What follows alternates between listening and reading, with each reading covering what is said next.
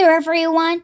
Today the Bookworms are going to be reading Mr. Brave by Roger Hargreaves. Let's get into the book. Mr. Brave is not as strong as Mr. Strong. He is not as tall as Mr. Tall, but that does not stop him from being brave, as you will soon see.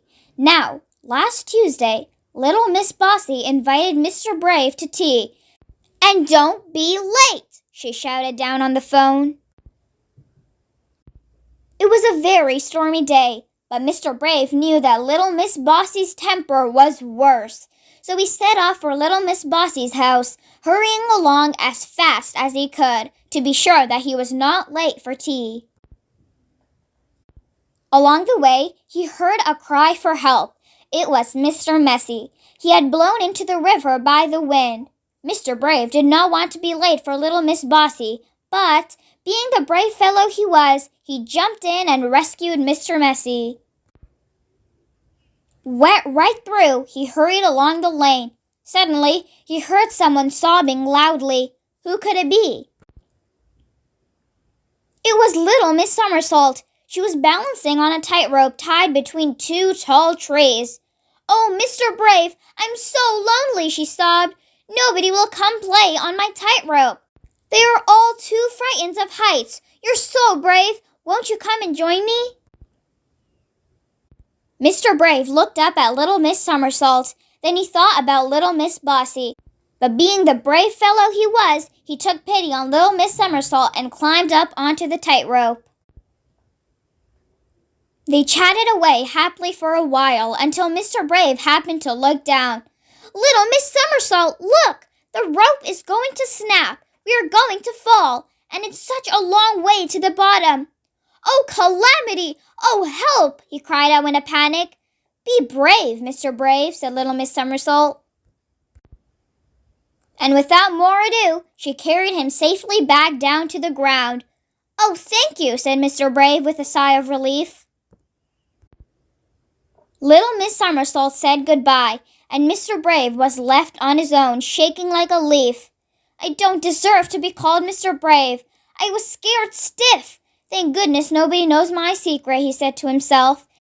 And nobody does know his secret. Or do they? Little Miss Trouble just happened to be passing and had seen everything. And what she had seen and heard had given her an idea. A very naughty idea. She grinned a mischievous grin. "Hey, come here, everybody! Come and see this!" she shouted at the top of her voice. Very quickly, a large crowd gathered. "I have an announcement," announced little Miss Trouble.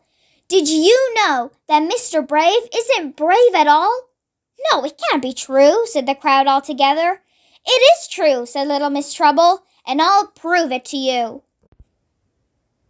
"Mr. Brave," she continued, "I dare you to walk across that tightrope." Mr. Brave looked up at the tightrope, and all the crowd looked up at the tightrope. Then all the crowd looked at Mr. Brave. Mr. Brave suddenly remembered something, a very important something. "Just look at the time," he cried. "I'm going to be late for tea at little Miss Bossy's." "Mustache!" he cried, and he ran off as quickly as possible. "Hooray!" cheered the crowd, and they all clapped and applauded Mr. Brave. Little Miss Trouble looked puzzled. "Why are you all cheering him?" she cried. "He ran away. He isn't brave at all." "Oh, yes, he is," they all shouted. "Would you turn up late for tea at little Miss Bossy's house?" Little Miss Trouble thought for a moment. "Gosh, he is brave after all," she said in awe. The end. That's it for today, everyone. I hope you guys enjoyed. Don't forget to like, comment, share, and subscribe for more read-alongs. I'll see you guys next time. Bye!